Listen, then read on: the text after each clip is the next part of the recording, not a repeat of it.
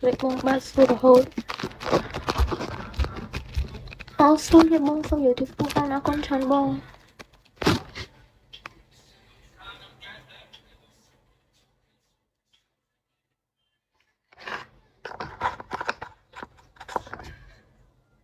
Nhưng ai chẳng hẳn tí nên bắt lại ở nè. Cô chú bác mục tới rồi.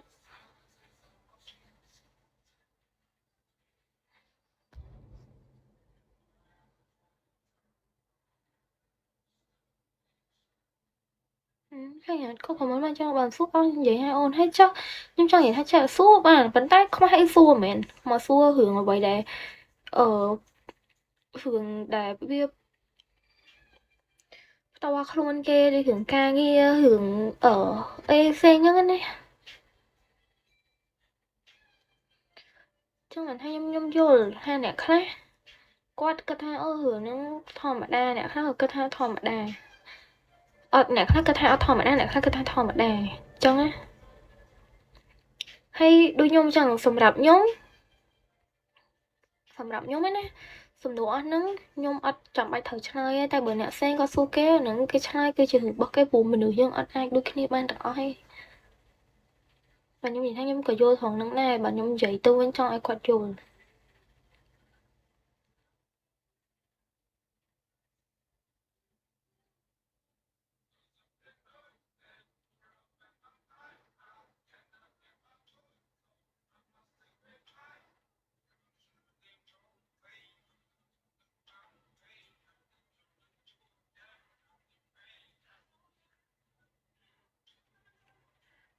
Ôi chắc không.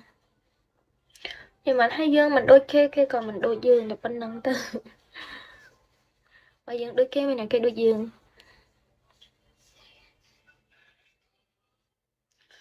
Nhưng lại thằng này tí tới nhau bắt nó mang đậm môi lại.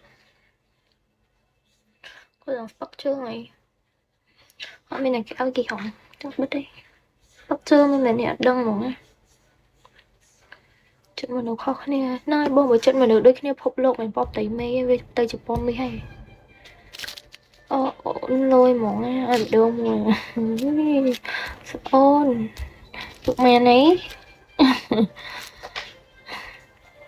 Ôn có ôn á. Tờ hai nhóm comment chứ.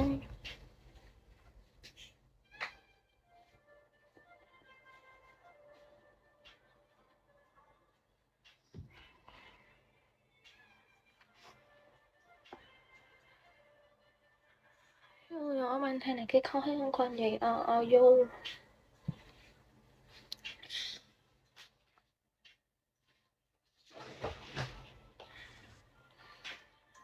Unique pa for today's video. Nhóm còn lẹ xì mùi nằm phép liều clean MP pa. Nhóm chạo lẹ xì à.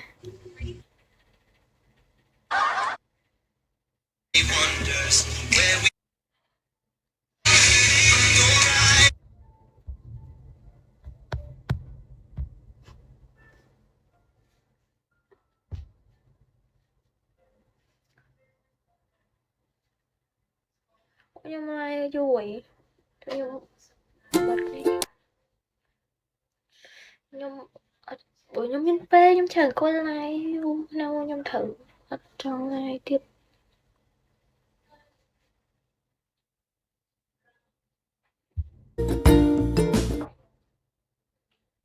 Coi mà sơ bắt chân là hang. Chắc đi.